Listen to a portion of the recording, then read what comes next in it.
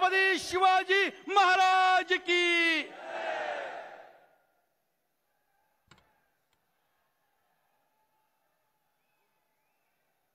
छत्रपती शिवाजी महाराज की जय भवानी। आजच्या या ग्रामसेवक नाही, आता सहाय्यक आहे ना, ग्राम रोजगार सहाय्यक। काय करायचंय, ग्रामसेवक का सहाय्यक काय? या मेळाव्याला उपस्थित स्थानिक खासदार रवींद्र वायकरजी, राहुल शेवाळेजी, श्रीकांत शिंदे, हेमंत पाटील, सिद्धेश कदम, गोपाळ लांडगे, नवीन गवळी, संदीप माने आणि आपल्या महिला आघाडीच्या सर्व पदाधिकारी, अमोल वातोडे आणि उपस्थित सर्व मान्यवर, व्यासपीठ मोठा आहे आणि राज्यातल्या कानाकोपऱ्यातून आलेले सर्व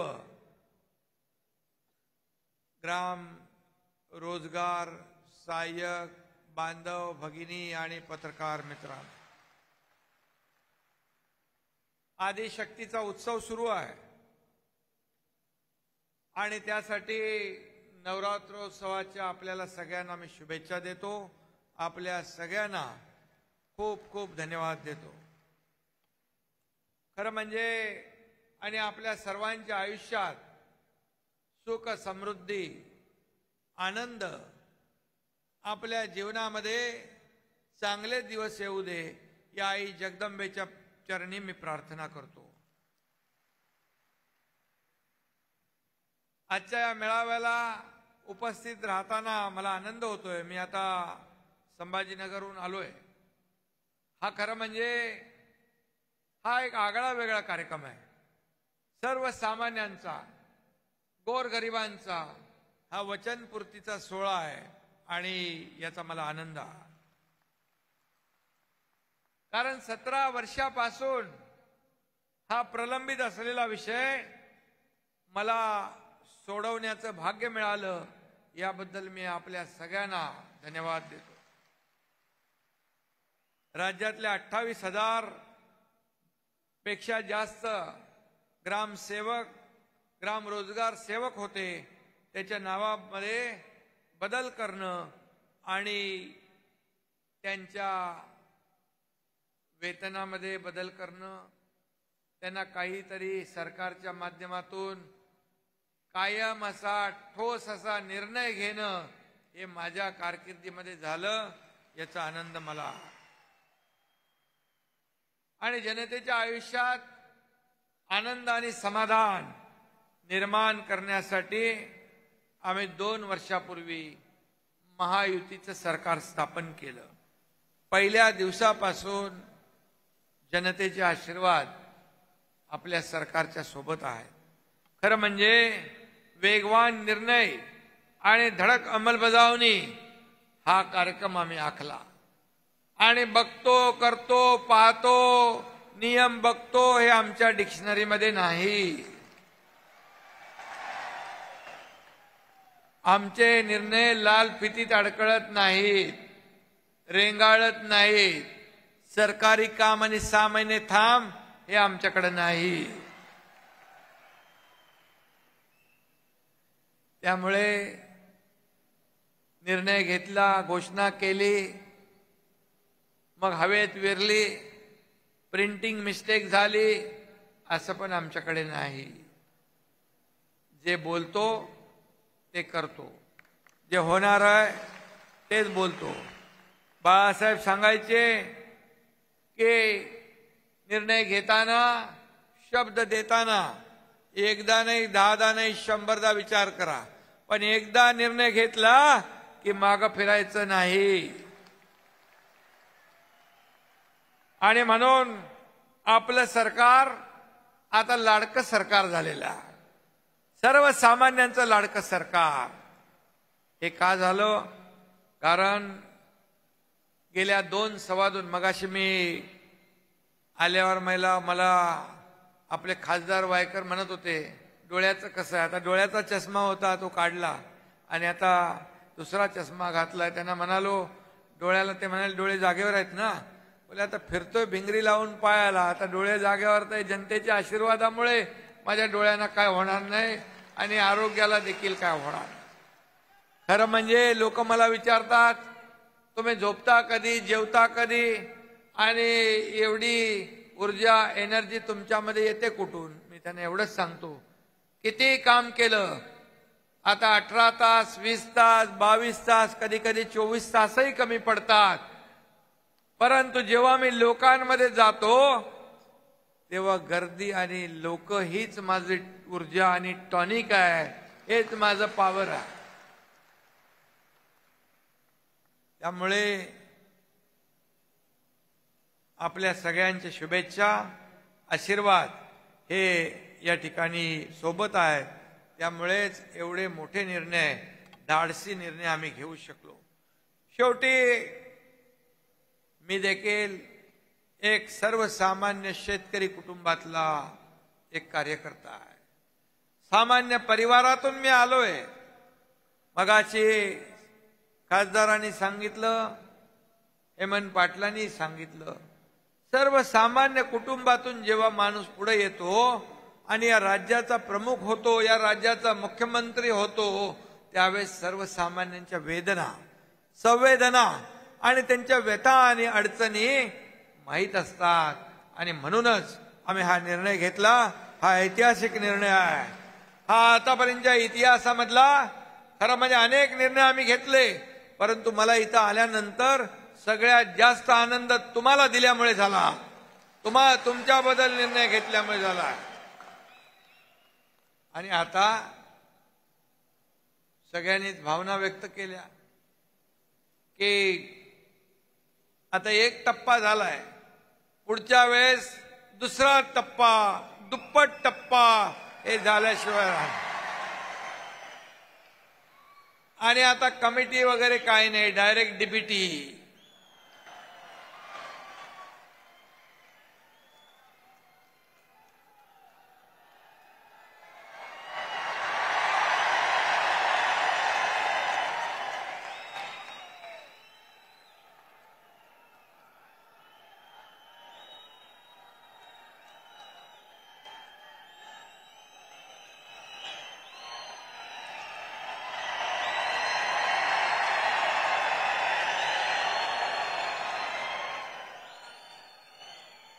आता तुम्हाला शेवटी हे देणारं सरकार आहे, हे घेणारं सरकार नाही.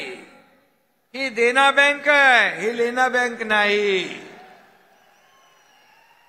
पूर्वीचं सरकार महाविकास आघाडीचं आणि महायुतीचं सरकार यामध्ये खूप फरक आहे.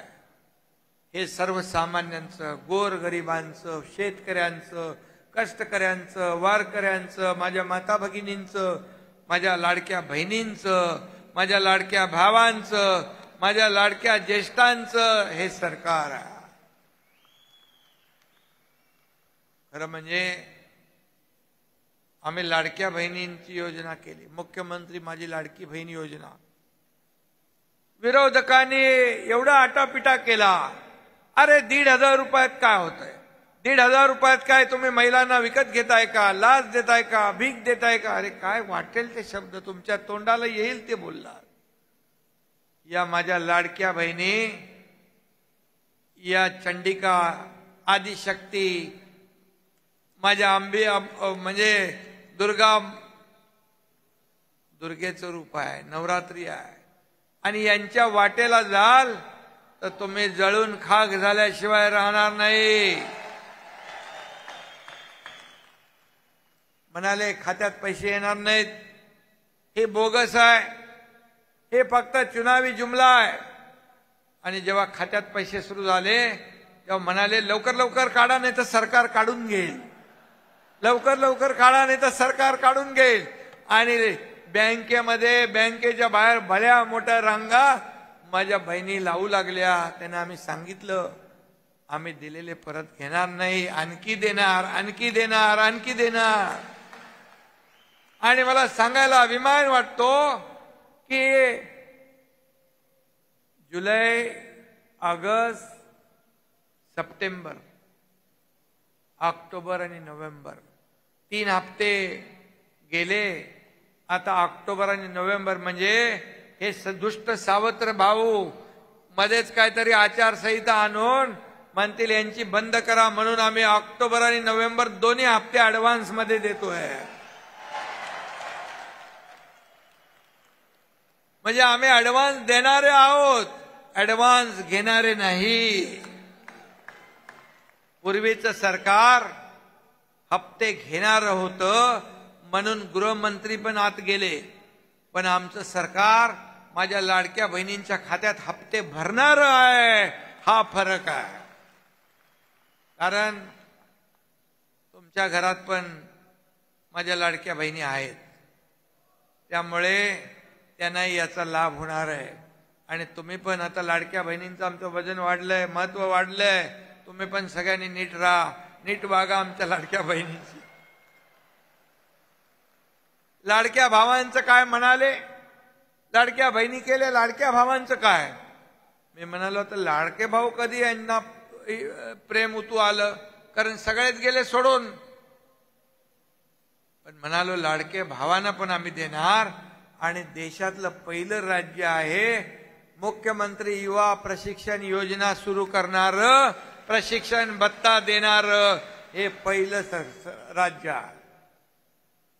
शेतकऱ्यांचा देखील निर्णय घेतला.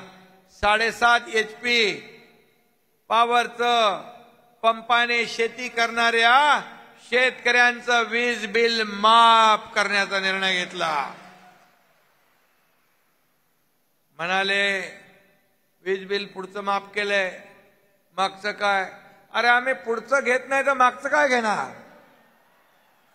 कारण हा शेतकरी आपला अन्नदाता आहे, मायबाप आहे. आणि असे निर्णय आम्ही घेतले. तुम्हाला सांगतो संवेदनशील सरकार काय.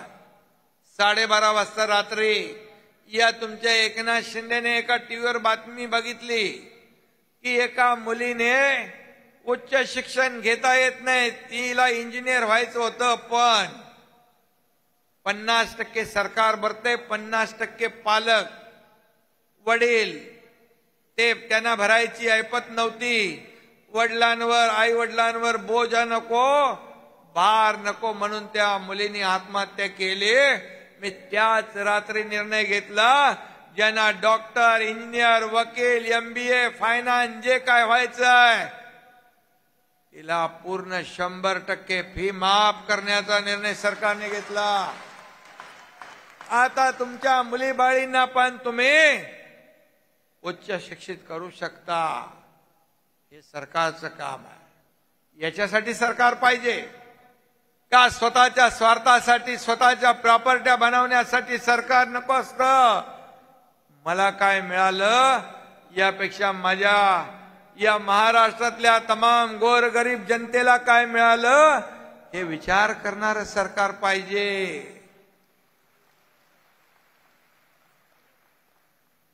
आणि म्हणून लेक लाडकी लखपती योजना आम्ही केली. बघा बारीक बारीक लक्ष ठेवलंय. मुली जन्माला आल्यानंतर मुलाला आपण शिकवतो पुढं, मुलीला मागं टाकतो. पण मुलगी जन्माला आल्यावर 5,000, पहिलीत गेल्यावर 6,000, 5वीत गेल्यावर 7,000, 11वीत गेल्यावर 8,000 आणि वयाच्या 18व्या वर्षापर्यंत 1,00,000 रुपये त्या मुलीच्या खात्यामध्ये. म्हणजे 10वी नंतर पण ती मुलगी पुढे शिकली पाहिजे, हे स्वप्न डोळ्यासमोर ठेवून आम्ही निर्णय घेतला. ज्येष्ठांसाठी वयोश्री योजना केली, त्यालाच देखील श्रीकांतने खूप पाठपुरावा केला. ज्येष्ठांना पैसे पाहिजे, त्यांच्या हातात काही नसतं, त्यांना 3,000 रुपये DBT करण्याचा आम्ही निर्णय घेतला. तीर्थदर्शन योजना आम्ही सुरू केली. काही ज्येष्ठांना पंढरपूरला जायचंय, शिर्डीला जायचंय, अयोध्येला जायचंय, पैसे नाहीत, त्यांचाही निर्णय घेतला. आणि आता अयोध्येला पहिल्या ट्रेन सुटल्या, कोल्हापूरहून घेतल्या, मुंबई ठाण्यातून घेतली, आज संभाजीनगर मधून अयोध्येला राम मंदिराचं दर्शन घ्यायला या ट्रेन सुटल्या. म्हणजे आम्ही जे निर्णय घेतो ते कागदावर नाही, त्याची अंमलबजावणी होते, अंमलबजावणी. आणि म्हणून तुम्ही तर खरं म्हणजे खरं महत्वाचा एक भाग आहात. MREGS म्हणजे आपलं काय, रोजगार हमी योजना, रोजगार हमी योजना, त्याचं खरं मेन तुम्ही बॅकबोन आहात. गावाचा विकास करणारे तुम्ही त्या गावाचे प्रमुख आहात. महात्मा गांधी म्हणत होते शहराकडून गावाकडे चला. आता गावाचा विकास करण्याची संधी तुमच्या हातात आहे. त्याच्यामध्ये आज आम्ही अनेक लोकांना दिले. कोतवाल, पोलीस पाटील, ग्रामसेवक, अंगणवाडी सेविका, सरपंचाचं मानधन सगळं दुप्पट केलं, काही वाढवलं. तुम्हाला देखील मी सांगितलं काय करणार आहे ते. आणि त्यामुळे आता तुम्ही योजना दूत बना. म्हणजे ज्या योजना सरकारने केल्यात त्या, म्हणजे रोजगार हमीची कामं आपल्याला करायचीच आहे. तुम्हाला तर मला वाटतं 8,000 रुपये केले नाही ना, 8,000 आणि 2% इन्सेंटिव्ह. म्हणजे तुम्ही जेवढी कामं जास्ती कराल तेवढे तुम्हाला पैसेही जास्ती मिळतील. पण पूर्वी शाश्वती नव्हती, आता शाश्वत तुम्हाला मानधन मिळणार. तुम्हाला जे काही पैसे देणार ते तुम्हाला त्याची गॅरंटी असणार. आणि म्हणून तुम्हाला सांगतो मी, केंद्र सरकार आणि राज्य सरकार, केंद्र सरकार देखील गावाचा विकास, ग्राम विकास या ठिकाणी झाला पाहिजे, देशाचा विकास झाला पाहिजे. पण गावापासून आपण सुरुवात केली तर मग पुढे राज्य, मग देश, मग हे सगळं जिल्हा. त्यामुळे तुम्ही महत्वाचे घटक आहात.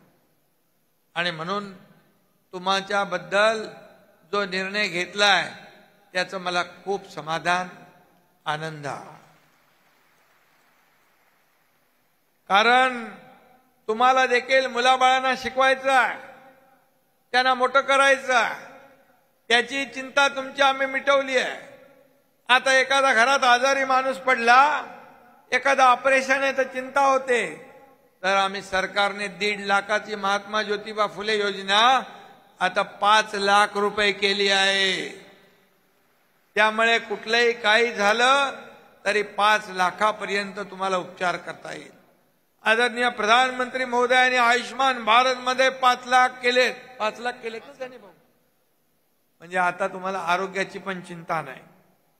त्यामुळे तुम्हाला मी एवढंच सांगतो, ग्रामीण अर्थव्यवस्थेला चालना देणं, मजबूत करणं, याचा खऱ्या अर्थाने तुम्ही मधला दुवा आहात. तुम्ही खऱ्या अर्थाने महत्वाचा घटक आहात. आणि म्हणून गावामध्ये जी कामं काढायची आहेत त्या कामात देखील आम्ही आता ग्राम विकास योजनेमध्ये अनेक कामं त्याच्यामध्ये इन्क्लूड केलेली आहेत. जी पूर्वी आहेत ती आहेत, आणखी ती सोपी कशी होतील, सुटसुटीत कशी होतील, सुलभता कशी येईल, यासाठी देखील आम्ही प्रयत्न केलेला आहे. आणि म्हणून खऱ्या अर्थाने तुम्हाला मी एवढंच सांगतो की बचत गट, महिला बचत गट त्यांना सक्षम केलंय. मी मगाशी सांगायचं राहून गेलं की महिला बचत गट, महिला ज्या आहेत, मुख्यमंत्री माझी लाडकी बहीण योजना, तिच्यावर टीका खूप केली, योजना बंद करण्यासाठी खूप प्रयत्न केले. पण हे महायुतीचं सरकार आहे, हे कोणी किती प्रयत्न केला तरी सुद्धा ही योजना बंद होणार नाही. आणि त्यासाठी निवडणुका डोळ्यासमोर ठेवून आम्ही निर्णय नाही घेतलाय. या सर्व बहिणींच्या जीवनामध्ये चांगले दिवस आणण्यासाठी आम्ही निर्णय घेतला. बचत गटाला सक्षम करणं, त्यांना स्वतःच्या पायावर उभं करणं, मुख्यमंत्री स्वयंरोजगार योजना आहे, उद्योग विभागामध्ये 35% सबसिडी आहे. त्या सबसिडीच्या माध्यमातून देखील मग फूड ट्रक असेल, पोळी भाजी केंद्र असेल, छोटे मोठे उद्योग आहेत त्याला चालना देण्यासाठी ती योजना आहे. मला अभिमान आहे की तुम्ही देखील यामध्ये लाडक्या बहिणींना लाडक्या भावांना मदत करा. या सर्व योजना त्यांच्यापर्यंत पोहोचवा. खऱ्या अर्थाने तुम्ही या योजनांचे शिल्पकार होण्याची संधी तुमच्या हातामध्ये आहे. आणि म्हणून या गावागावामध्ये गावात शेतकऱ्यांची प्रगती, मुलींची प्रगती, महिलांची प्रगती, बांधवांची प्रगती, ज्येष्ठांची प्रगती, हे सगळे विचार डोळ्यासमोर ठेवून आम्ही निर्णय घेतलाय. आता बघा, तुम्ही एक ग्राम रोजगार सहाय्यक आहात. आता तुमच्या घरात माझी लाडकी बहीण आहे, लाडका भाऊ आहे, त्याचबरोबर ज्येष्ठ आहे, त्याचबरोबर मुलगी आहे. हे सगळं जर आपण केलं तर एका कुटुंबाला जर हिशोब केला तर किती पैसे मिळतात हे कधी कुठल्या सरकारने विचार केला नाही. एक इकोसिस्टीम आम्ही तयार केली आहे की याचा फायदा सर्व कुटुंबाला झाला पाहिजे. आणि म्हणून माझ्या लाडक्या बहिणींना आम्ही 1,500वर नाही ठेवणार. ताकद वाढली. तुम्ही आता लाडके भाऊ सगळे आहात आणि लाडक्या बहिणी पण माझ्या आहेत. 1,500 रुपयाचे आम्ही बळ ताकद वाढवलं तर 2,000 करू, 2,000चे 2,500 करू, 2,500चे 3,000 पण करू. आणि 3,000पेक्षा जास्ती ताकद दिली तर त्याच्यापेक्षा जास्त देताना पण आम्ही हात आकडता घेणार नाही. तुम्ही बहिणींच्या बद्दल बोलल्यावर टाळ्या कमी का वाजवल्या?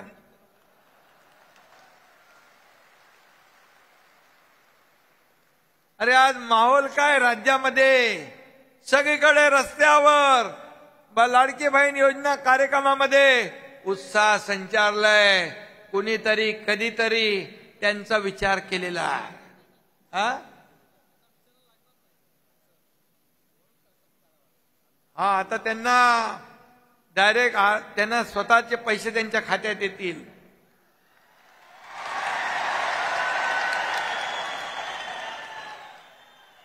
लाडक्या बहिणींच्या पण आणि तुमच्या पण डायरेक्ट डीबीटी. अरे बाबा, काँग्रेसच्या सरकारमध्ये राजीव गांधी स्वतः म्हटले होते डीबीटी पाहिजे ना तुम्हाला, डीबीटी. म्हणून मगाशी मी सांगितलं no committee, only DBT. Rajiv Gandhi म्हणाले होते की केंद्रातून 1 रुपया आला तो शेवटच्या माणसापर्यंत पोचेपर्यंत त्याचे फक्त 15 पैसे मिळतात. म्हणजे 85% कट कमिशन आणि करप्शन मध्ये जातात. हे मी नाही बोलत, हे राजीव गांधी जेव्हा प्रधानमंत्री होते त्यांचे शब्द आहेत. आता कट कमिशन रद्द, नेशन फर्स्ट. आणि म्हणून मोदीजींनी दिलेला रुपया हा थेट अख्खा बंदा रुपया लोकांपर्यंत आपण पोचवतो. मध्ये अडते नाही, कडते नाही, एजंट नाही, दलाल नाही, कोणी नाही. आणि म्हणून तुमच्या बाबतीत पण हाच निर्णय आम्ही घेणार.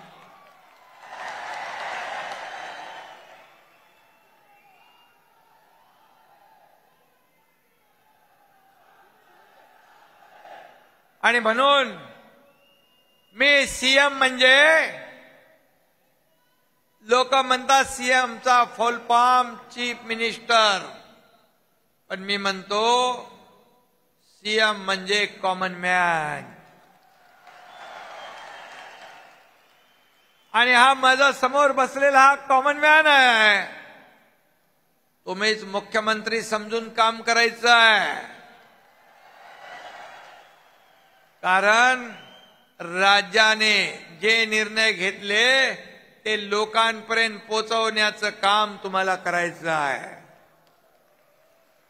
तुम्हाला याची बक्षिसी तुम्हाला अपेक्षित नाही तेवढी देण्याचं काम हा एकनाथ शिंदे करेल. कारण आतापर्यंत घेतलेले निर्णय महायुतीचे माझे दोन्ही उपमुख्यमंत्री देवेंद्र फडणवीसजी अजितदादा कधी नाही म्हटले नाहीत. कारण त्यांना माहित आहे माझा प्रामाणिक स्वभाव आहे. एकदा बोललो की बोलतो आणि करून दाखवतो. आणि म्हणून मी जनतेच्या दरबारामध्ये दूध का दूध पाणी का पाणी झालं पाहिजे यासाठी 2.5 वर्ष महाविकास आघाडीचं सरकारमध्ये झालेलं काम बघा, बंद पाडलेले प्रकल्प बघा आणि ते बंद पाडलेले प्रकल्प पहिलं सरकार आल्याबरोबर सुरू केले. सगळीकडे बघा राज्यामध्ये कामं सगळीकडे सुरू आहे, विकासाची कामं सुरू आहेत. दुसरीकडे उद्योग, अरे तुम्ही सांगता उद्योग पळवले. या एकनाथ शिंदेने दावोस मध्ये जाऊन 5 लाख कोटीचे करार केले. स्वित्झर्लंड मध्ये वर्ल्ड इकॉनॉमिक फोरम या प्लॅटफॉर्मवर 70-80% कामाला सुरुवात झाली. 2 लाख कोटीचे आता गेल्या 2 महिन्यातच करार झाले. आज रोजगार वाढतोय, आज उद्योग येत आहेत. हे राज्य इंडस्ट्री फ्रेंडली स्टेट झालंय. म्हणजे हे राज्यामध्ये उद्योग येत आहेत. कारण त्यांना आता एक खात्री आहे, एक सहकार्याची भूमिका घेणारं सरकार आहे. तिसरीकडे कल्याणकारी योजना, एकीकडे विकास, एकीकडे उद्योग, तिसरीकडे कल्याणकारी योजना होऊ द्या. दूध का दूध पाणी का पाणी 2.5 वर्ष तुमचे आणि 2 वर्ष आमचे तुलना करा. आणि म्हणून मी मगाशी म्हणालो की आम्ही घेणारे नाही, आम्ही देणारे आहोत. तुम्ही एवढी मेहनत 17 वर्ष करताय, पण तुम्हाला शाश्वती नव्हती. तुम्ही पण माणसं आहात, तुम्हाला पण मुलं बाळ आहेत, तुम्हाला पण परिवार आहे. आणि म्हणून तुमचा विचार आमच्या सरकारने केला की तुम्हाला देखील मान सन्मान मिळाला पाहिजे, तुमच्या परिवाराची प्रगती झाली पाहिजे, तुमच्या कुटुंबात सुखाचे समाधानाचे आनंदाचे दिवस आले पाहिजे, तुमचं जीवन बदललं पाहिजे. कारण तुम्ही प्रत्येक गावागावामध्ये काम करणारे आहात. तुमचं जीवन बदललं, तुम्ही समाधानी असाल तर गावाचा उद्धार होईल, गावाचा विकास होईल. अन्यथा गावाचा विकास करणारे जर दुखी असतील तर गाव सुखी कसा होईल. म्हणून तुम्हाला आम्ही सुखी करण्याचा निर्णय घेतला. वायकरांनी मगाशी सांगितलं या शहराचा विषय, पोलिसांचा विषय. पोलीस सण उत्सव काही त्यांना नसतं. ते कायदा सुव्यवस्थेचं रक्षण करतात, पालन करतात, उन्हात वाऱ्यात पावसात उभे राहतात. पण रिटायर झाल्यावर त्यांना बाहेरचा रस्ता बघावा लागतो. म्हणून त्यांनी भावना व्यक्त केल्यात. त्यांच्या भावनेच्या मुख्यमंत्री सहमत आहे. आणि पोलिसांना देखील या ठिकाणी खात्री पाहिजे की पुढे त्यांच्या निवासाचं काय, त्याला FSI किती लागेल तेव्हा देऊ आपण. कारण नगर विकास माझ्याकडेच आहे, त्यामुळे FSI बद्दल चिंता करू नका. FSI काय खायचंय आपल्याला? अरे तो जर दिला आणि पोलिसांना घरं मिळत असतील तर यापेक्षा दुसरं समाधान काय असू शकतं. पोलिसांनी समजा आता अन्याय अत्याचार करणारे लोक, छोट्या मुली बाळींवर, अशा लोकांनी पोलिसांवर गोळीबार करायचा. जेव्हा घटना झाली तेव्हा म्हणाले याला फाशी द्या, याला बोलवा, आम्ही त्याला फाशी देतो. आम्ही त्याला ठार करतो, आम्ही त्याला मारतो, आम्ही त्याला शिक्षा देतो. आणि जेव्हा तोच नराधम पोलिसांवर गोळीबार करतो तेव्हा पोलिसांनी त्याला गोळी झाडली आत्मसंरक्षणासाठी, तर मग त्या पोलिसांवर टीका करता. अरे कुठली भूमिका घेता? दोन्हीकडून चालता, दोन्हीकडून वाजवता. लाज वाटली पाहिजे. अशा नराधमांची बाजू आपण घेता. आणि म्हणून अशा कर्तव्यदक्ष पोलिसांच्या माग सरकारने उभं राहिलं पाहिजे. ते हे सरकार आहे, ते हे सरकार आहे. आणि म्हणून अशा नराधमांना या ठिकाणी माझ्या मुली बाळींकडे, माता भगिनींकडे वाकड्या नजरेने पाहण्याची हिंमत होता कामा नये. म्हणून मी या ठिकाणी गेल्या आठवड्यामध्येच बैठक घेतली. महिला सुरक्षा अभियान या ठिकाणी माझ्या माता भगिनी निर्भयपणे फिरल्या पाहिजे. आणि जो कोणी असा काम नराधम करेल त्याला काय मिळालं पाहिजे? फाशीची शिक्षा. चुकीला माफी, चुकीला माफी, हे सरकारचं काम असलं पाहिजे. आणि म्हणून पोलिसांचा विषय आमच्या दृष्टीने खूप महत्वाचा, तो आम्ही निर्णय घेऊ. बीडीडी चाळीचा घेतलाय. मुंबईतल्या अनेक इमारतींचा विकास आहे, तो थांबलाय, याचाही निर्णय घेऊ. आता झोपडपट्टी मुक्त मुंबई झाली पाहिजे. बाळासाहेबांचा थोडासा विषय मुंबई आणि इतर शहरांच्या बाबतीत मी बोलतो. बाळासाहेबांनी सांगितलं 40 लाख झोपडपट्टी वासियांना मोफत घर. अरे मुख्यमंत्री असताना 2.5 वर्षात एकाला तरी दिलं का घर? पण या एकनाथ शिंदेने 17,000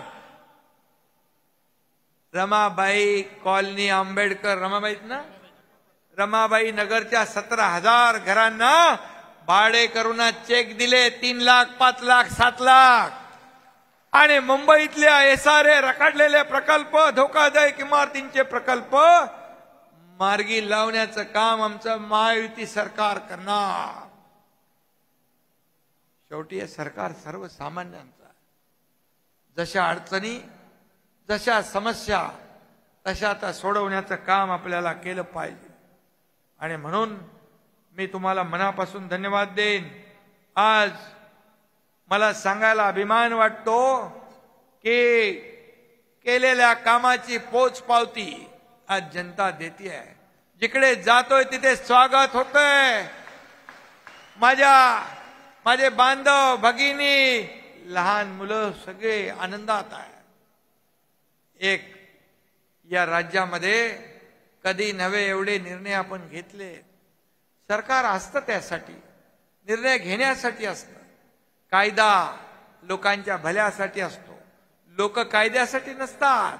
कायदा लोकांच्या भल्यासाठी असतो आणि तो कायदा राबवणं हे सरकारचं काम असतं. आणि म्हणून मी जेव्हा असा विचार करायचो की कधी असा अधिकार जर प्राप्त झाला तर माझ्या आयुष्यातला प्रत्येक क्षण माझ्या महाराष्ट्रातल्या जनतेच्या भल्यासाठी मी खर्च करेन आणि तो दिवस माझ्यासाठी आनंदाचा असेल. आणि म्हणून 2-2.25 वर्षामध्ये मी निर्णय घेऊ शकलो. माझी सगळी टीम, दोन्ही उपमुख्यमंत्री, मंत्रिमंडळ, अनेक निर्णय आम्ही घेतले. आणि म्हणूनच आजचा निर्णय देखील खूप मोठा निर्णय आहे. अनेक वर्षापासून प्रलंबित असलेला निर्णय आहे.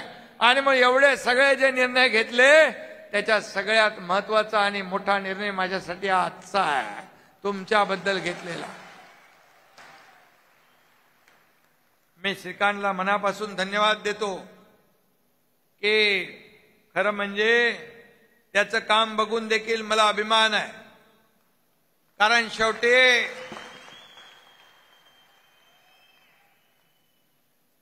ज्यांनी लोकांची मिटवली भ्रांत, ज्यांनी लोकांची मिटवली भ्रांत, त्याचं नाव आहे श्रीकांत. पहिल्यांदा उभा राहिला तेव्हा एकनाथ शिंदेचा मुलगा म्हणून त्याची ओळख होती, पण दुसऱ्यांदा खासदार श्रीकांत शिंदे ही ओळख त्यांनी मिळवली कामाच्या जोरावर. तिसऱ्यांदा तर मी गेलोच नाही तिकडे प्रचाराला, 1-2 वेळा गेलो असेल. त्यामुळे तुमच्या निर्णयाबद्दल त्यांनी खूप पाठपुरावा केलेला आहे. त्यामुळे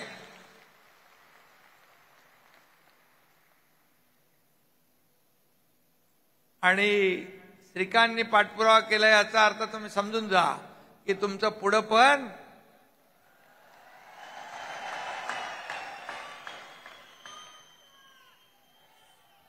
कारण शेवटी मी तुम्हाला एवढंच सांगेन,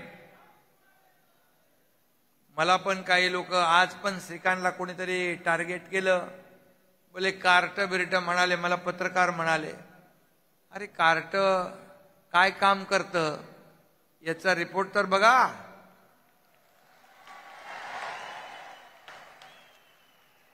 आणि माझ्या पोराशी काय लढता, बापाशी लढण्याची हिंमत ठेवा.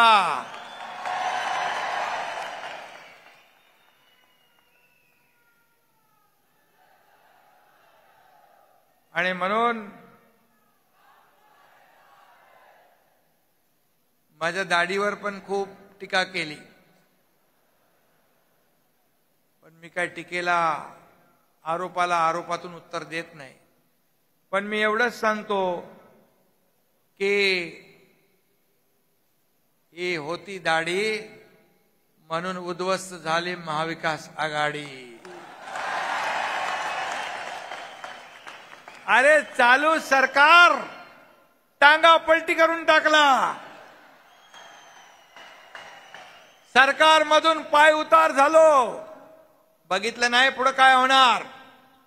परंतु या महाराष्ट्रातल्या जनतेच्या भल्यासाठी, या महाराष्ट्रातल्या जनतेच्या मनातलं सरकार आणण्यासाठी आम्ही धाडस केलं.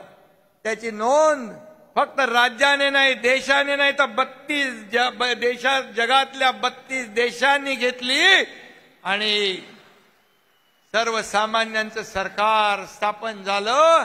आणि आज आम्ही धाडस केलं नसतं तर तुमचाही निर्णय झाला नसता. आणि म्हणून मला अभिमान आहे की आम्ही धाडसी निर्णय घेतला 2-2.25 वर्षापूर्वी, आणि अनेक धाडसी निर्णय जनतेसाठी आम्हाला घेण्याची संधी मिळाली, हे आमचं भाग्य आहे. आणि म्हणून मी तुम्हाला खूप खूप शुभेच्छा देतो, मनापासून आपलं अभिनंदन करतो. येणारा दसरा, दिवाळी आपल्याला सगळ्यांना सुखाची, समृद्धीची, आनंदाची जाओ. आणि चिंता करू नका. तुम्हाला फक्त मी एवढंच सांगतो, तुम्ही सरकारने केलेली कामं आणि रोजगार हमी योजनेमधून गावात जास्तीत जास्त कामं करता येतील याचा पाठपुरावा करा. आणि तुम्हाला एकच मी सांगतो, जे सरकारने एवढ्या योजना केलेल्या आहेत त्या फक्त लोकांपर्यंत पोहोचवा. या कामाची आणि केलेल्या कामाची जनता येणाऱ्या निवडणुकांमध्ये पोचपावती दिल्याशिवाय राहणार नाही. सर्वसामान्यांचं महायुतीचं सरकार पुन्हा या राज्यामध्ये यावं यासाठी तुम्ही सगळेजण प्रयत्न करा. तुमच्या पाठीशी महायुती खंबीरपणे उभी राहील अशी खात्री, ग्वाही देतो. तुम्हाला शुभेच्छा देतो आणि या ठिकाणी थांबतो. जय हिंद, जय महाराष्ट्र.